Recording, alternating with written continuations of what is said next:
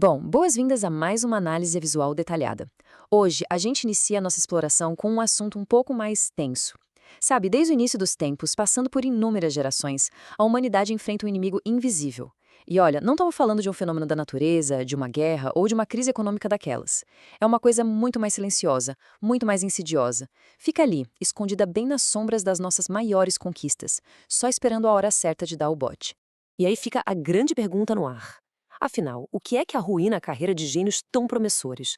Pensa naquelas mentes absolutamente brilhantes, pessoas que tinham tudo na mão para dar certo, um talento indiscutível e, do nada, tudo desmorona. Qual é a raiz desse fracasso repentino? É exatamente essa ameaça invisível que, na maioria das vezes, passa completamente batida até que seja tarde demais. E o estrago que isso faz, nossa, é avassalador. Se a gente olhar o rastro de destruição ao longo da história, estamos falando de fortunas imensas que simplesmente viraram pó. Empresas gigantes erguidas com anos de suor que foram destruídas de dentro para fora.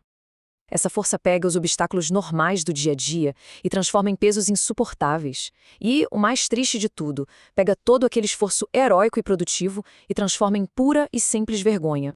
Certo, vamos mergulhar nisso. O verdadeiro culpado por trás de toda essa bagunça finalmente ganhou um nome na obra do autor Ryan Holiday. O ego é seu inimigo. É isso mesmo. O grande vilão de tantas histórias humanas, o sabotador oficial de carreiras e fortunas, é o nosso próprio ego. Seção: a identidade do adversário. Vamos entender a fundo a natureza desse inimigo antes de pensar em qualquer defesa. Que vamos deixar claro, o ego definitivamente não é uma invenção da psicologia moderna ou uma moda passageira criada pela era digital. Longe disso.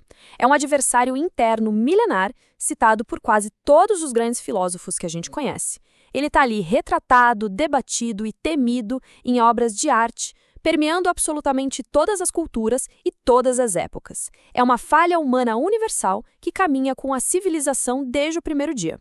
O ponto crucial traz um senso de urgência claríssimo. Destrua-o, antes que ele destrua o indivíduo. Não tem espaço para acordo de paz aqui, não. A análise mostra de forma incisiva que a gente está lidando com uma luta diária, implacável pela nossa sobrevivência intelectual, profissional e moral.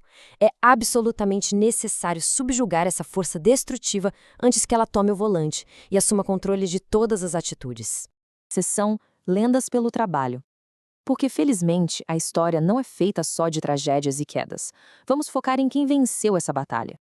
E isso ilustra de forma brilhante o grande conflito, a busca pela fama contra o foco no trabalho e no legado.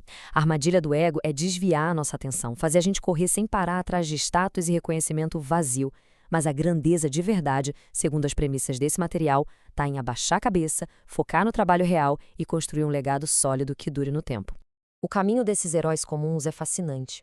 As figuras apresentadas no livro não tinham superpoderes. O diferencial delas é simples na teoria, mas dificílimo na prática, a capacidade de dominar o próprio ego. E foi justamente por essa restrição, por esse foco total no propósito, que essas pessoas alcançaram os mais altos níveis de sucesso.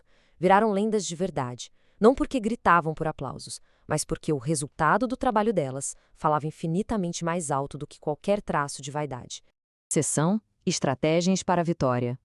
Chegou a hora de ver como aplicar isso no dia a dia para manter o ego sob controle. Bom, aqui estão os passos práticos e táticos para a gente conquistar esse adversário invisível. Passo 1. Clareza para perceber a influência negativa do ego. Ele é sorrateiro, muitas vezes vem camuflado de autoconfiança. O passo 2 exige atitude, tem que combater ativamente, todos os santos dias. Não se vence essa briga uma vez só, é pura manutenção de humildade.